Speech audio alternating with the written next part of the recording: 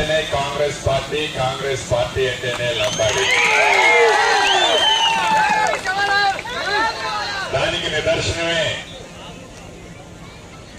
గడిచిన అసెంబ్లీ ఎన్నికల్లో గాని పార్లమెంట్ ఎన్నికల్లో గాని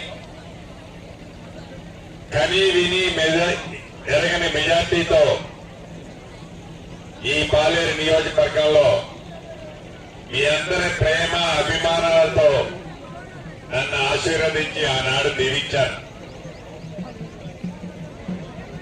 ఆనాడు శ్రీమతి ఇందిరాగాంధీ గారు కూడా తను ప్రధానమంత్రిగా ఉన్నప్పుడు గిరిజనులలో వెనుకబడ్డ తెగకి చెందిన లంబాడి జాతిని ఎస్టీలో చేర్చింది శ్రీమతి ఇందిరాగాంధీ గారు, మన నాయకురాలు గారు.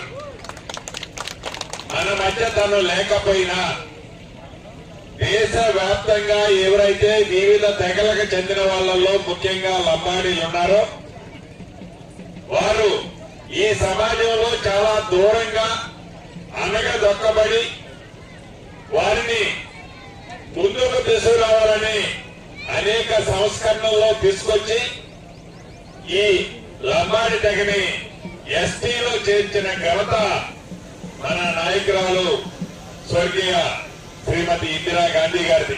సేవాలాల్ మహారాజుకు సంబంధించిన గుడులు గాని నా గిరిజన సోదరుల కోసం ఒక ఆడిటోరియం లాంటిది ఏర్పాటు చేయాలని అడిగారు.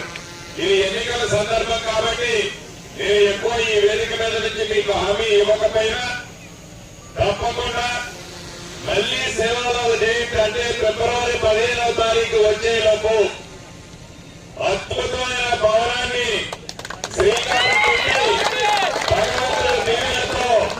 తప్పకుండా దాన్ని పూర్తి చేయడానికి నా శక్తి వంచన లేకుండా కృషి చేస్తాను. ఒక కోసమైనలోనే కాదు, అత్యధికంగా నా పాలేరు నియోజకవర్గంలో ఖమ్మం రూరల్లో కానీ తిరుమలాపాలలో కానీ నా గిరిజన సోదరులు ఉన్నారు.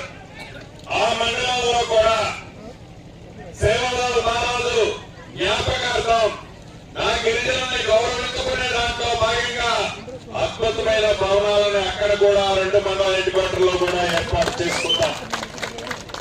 భవిష్యత్తులో మన ఇందిరమ్మ ప్రభుత్వంలో మన ముఖ్యమంత్రి గౌరవ రేవంత్ రెడ్డి గారి నాయకత్వంలోని మన ప్రభుత్వం రాబోయే ఈ కొద్ది రోజుల్లో ఈ భవనాలకు కావాల్సిన నిధులను కూడా శాంక్షన్ చేసుకుని ఈ ఎన్నికల కోడ్ అయిపోయిన తర్వాత వాటిని యుద్ధ ప్రాతిపదిక మీద పూర్తి చేసుకుంటాం.